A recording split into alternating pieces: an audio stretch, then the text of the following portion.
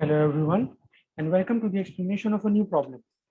So in this video, we are going to discuss the question number 2 of Lead Code Weekly Contest 247, cyclically rotating a grid. So in this question, you have been given a grid of m cross n, right? And it is also given that m and n are always going to be even integers. That's fine. So some properties about a grid have been described to you over here, and I think this image explains it beautifully. It's that each grid can have multiple layers, right? So this layer over here, which is like the outermost layer, layers like you have layers in onion, right? So this outermost layer is layer number 1, and this inner layer is layer number 2. Had m and n been sufficiently large, there can be many number of layers inside a grid, right? You have been given an integer k, and you have to cyclically rotate the elements or the numbers present inside each layer. So let's scroll a little over here. You have been given, this is the grid, which has element 1, 2, 3, 4, then 5, 6, 7, 8, 9, 10, 11, 12, 13. Then this is the outer layer from 1 till 16. In the inner layer, you have elements from, in the inner layer, you have elements from 1 to 8, right? Now you have to rotate these elements counterclockwise, meaning each element in the layer will take the place of its adjacent element. So let's say that k was equal to 1. So in one rotation, 2 over here would shift to the 1 over here. So 2 has shifted. Similarly, 3 has taken the place of 2, 4 has taken the place of 3, and so on. Also, additionally, 5 is taking the place of 4, right? As you can see, these arrows are describing which element is being shifted at which end, right? Let's take an example ourselves and perform this rotation. I have a whiteboard ready. So let's say we have 1, 2, 3, 4, 5, 6, 7, 8, 9, 10, 11, 12, and so on. So let's say that we have to rotate it 1. For k equal to 1, let's see what will happen.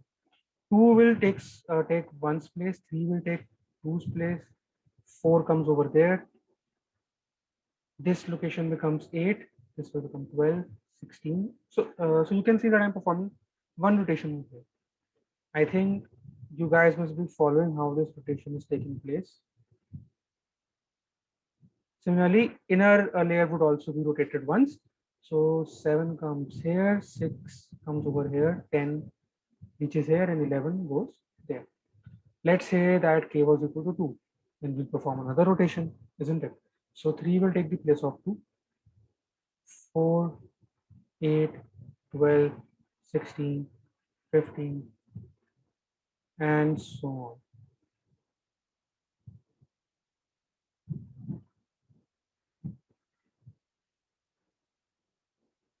This is how rotations are being performed, right? So now how to do this question? See, this question is not something which requires insane amount of logic from your end. It just requires the patience to code it, right? I'm sure you must have done many questions where you need to perform some kind of spiral motion on your matrix or a grade. And in those questions, always we use 4 pointers. We use 4 pointers. Let's say I, J, K, and L or anything, right? So I and J we declare as 0. They usually represent the starting rows and the starting rows and the starting columns. Similarly, K and L, they are the size of the n cross m that has been given to you, and they represent the last row and the last column. Using them, we usually shift each and every element. So a pointer, let's say I will iterate over 1, 2, 3, 4. Let's say you stored I 1 in some kind of temporary variable. You shifted 2 at this position, you shifted 3 at this position, you shifted 4 at this position, right? And similarly, another pointer over here, let's say it was k. This will perform the upwards shifting, which is that 8 will shift at the fourth place, position of 4. 12 will shift over here and 16 will shift over here, right? This is the normal method to do this. Once you are successfully able to write the code using all these 4 pointers, all you need to do is put that entire code inside another loop, which will run how many times? K times. So your complexity becomes n cross m for performing this rotation into k. Now n cross m, they are like 50 into 50, but this k, I guess, is given as 10 to the power 9. Yep, k is given as 10 to the power 9, which essentially means that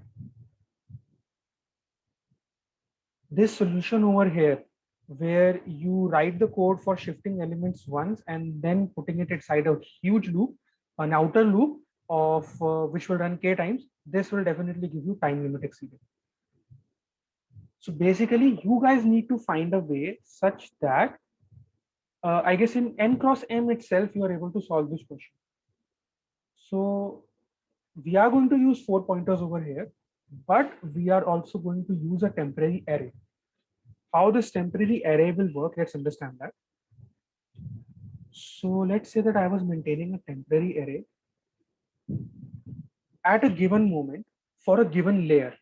The temporary array will hold the numbers that are present in that layer.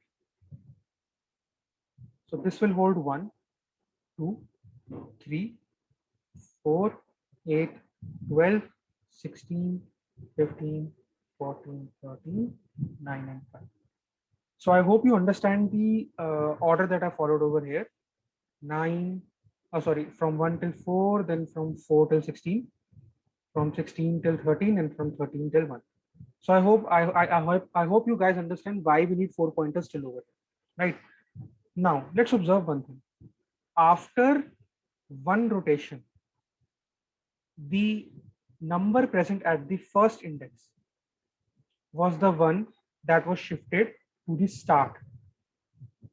Similarly, after two rotations, the number present at the second index was the one that was shifted towards the start. So I think it is safe to conclude, given the number of rotations that we need to perform, that indexed element will be at the starting position. Now I think the length of this temporary array is 16. Let's say you needed to perform 30 rotations. So it's very simple, 30 modulo 16. 30 modulo 16 will give you the index, which will be shifted to the starting position, because I think you guys must understand the simple and very simple fact that after 16 rotations, this outer layer would become the one that it was in the beginning, the original outer layer, isn't it? So all we need to do is write a logic which iterates over each and every layer of an array. So in the first rotation of the loop, this is the layer that will be added in the temporary array, right? And in the second loop, the inner layer is the one that will be added into temporary array. And then you need to keep a check if the temporary array's size is exceeding the k, the given k, or don't put a check at any cost. Even if you don't put a check, let's say that you have to rotate 12 times, then 12 modulo 16 will also give you 12 itself, right? So at each step, just modulo everything with the value of k. Actually, this 16 is the length. Sorry, I was saying k. The length of the array, or temporary array, and then you'll be good to go, right? And how do you find out the index that is going to be shifted at the start? That will be given to you by k. So I think this is, after explaining the logic, it's just a fight with the code that you need to perform. You need to take 4 variables. This code will be a little long, but it will be very satisfying once you complete it on your own. So I would urge you to go to your compilers and try this code on your own now that you've understood the logic. The crux of the core of the logic was that you need a temporary array, right? Perform rotation inside a temporary array and then insert them back to the matrix itself, or while inserting inside the matrix, see how will the insertion happen. So you know that now these elements will be inserted back from the starting position. So 3 will be inserted over here, 4 will be inserted over here, 8 will be inserted over here, then finally I think 5 will reach till here, this last position, and then 1 will be added over here and 2 will be added over here. So this is the kind of insertion that you need to perform.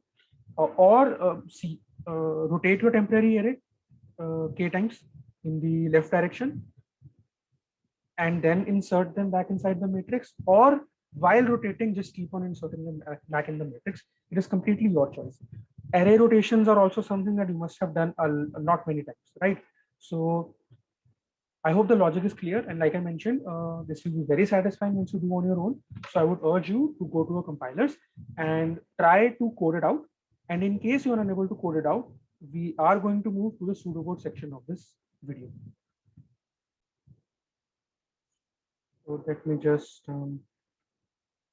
shift.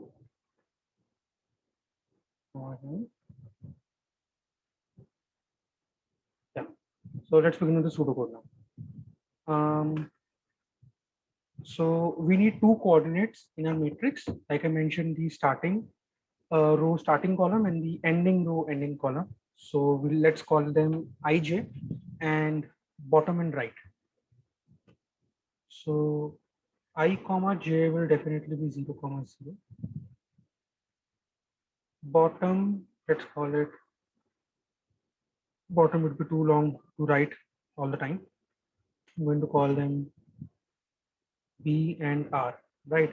So b would be n minus 1 and r would be m minus 1. I hope you guys will be able to calculate n and m. That will be very simple. Length of your grid and length of the grid's 0th position. Okay.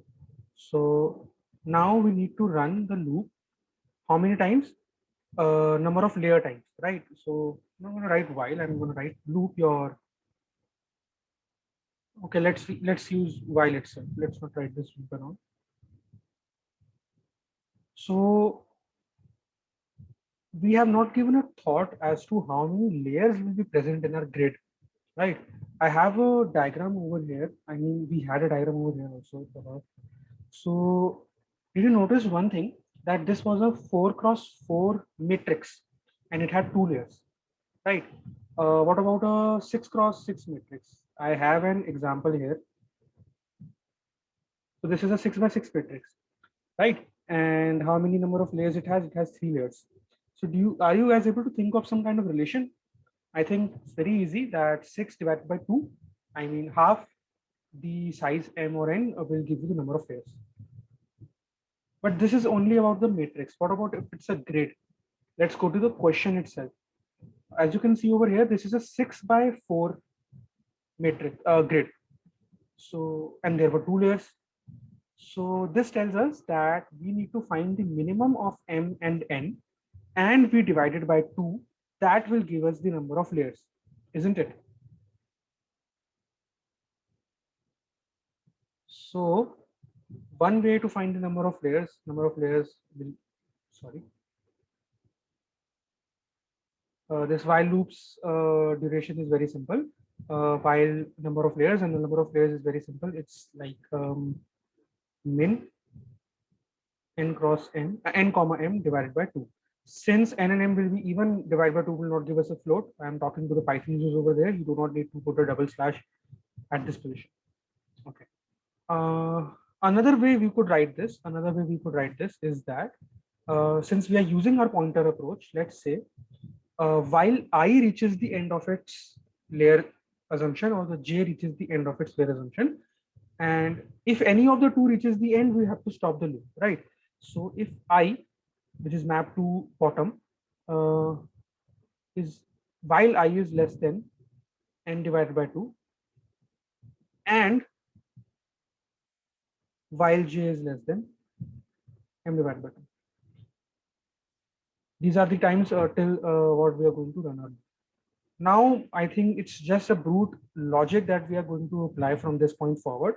Everything important has been covered now.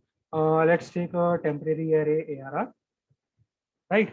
What we are going to do for, let's say, I have already used I. So for, and k is being used as an integer already. What variable should I take? Let me take L, right? For L, equal to j till L equal to right. We are going in this direction right now in the topmost row. So ARR dot add, what we are going to add, grid. See, now I would remain constant and we are adding the lth elements. So this loop is helping us add these elements over here. Let me change the color of the pen. These elements, right? So we began from 0, we went till the rightmost column, right? And we the I was constant and we added all these elements which were being represented by lth position. So now I am sure you will be able to guess what my next loop will do. My next loop will actually iterate from this position till this position and add all these elements. My third loop will iterate from this position till this position, add all the elements. Final loop will iterate from this position till this position. Mind you, it will not go to this position because we have already added 2 as the first element. So the last loop will be one step less. So that's that. Let me just quickly write those loops over here. Not going to explain each and every loop again and again. So for again L equal to I till where were we going? We were going till bottom. L equal to bottom. I took this as R to save time, which I just wasted, but no worries.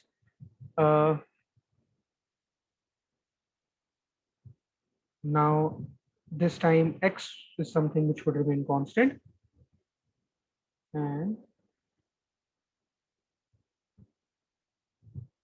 rightmost elements will be added. Well, then for L equal to right. Now we are going from the right position till this position. So for L equal to R till L equal to J, right? L equal to J, we're going back to the start now. And this will be a negatory loop. So I mean, this is actually from L equal to J till L equal to R. So actually while you're writing your for loop, you will do L minus minus over here. So I'm going to write L minus minus itself. Over here, this will be L is going as minus minus in this position. ARR dot add, what are you going to add? Grid B L. We are adding the lth elements of the bottom row, and then finally for L equal to bottom till, now we're going from bottom till the upward position. The from, I've explained this, but I'm going to do it again. We're going from this bottom position to this top position. So coming back to the coding area, for L equal to bottom till L equal to I, where L is actually going in negative direction. ARR dot add, what will we add? Grid lth elements at the chair positions. Perfect. This is clear, right? Now all we need to do is actually rotate the elements of the stem and add them inside our grid. Now, like I mentioned, you have two choices: either create a secondary function over here that rotates your ARR, right? That rotates your ARR, and then you can use these loops again to add them back inside your grid. Where you're doing ARR.add, you do AR.replace, right? Grid BL will become all these elements. So instead of doing that, I'm not calling this rotate function secondary function. I'm going to do it in place. I'm going to write another set of loops, and while I'm rotating, I'm going to add them back inside our grid. So let's take some index x equal to 0, right? This index will give us the starting index from where we need to begin, and x plus k will give you the offset, right? The element that needs to be shifted. So, sorry.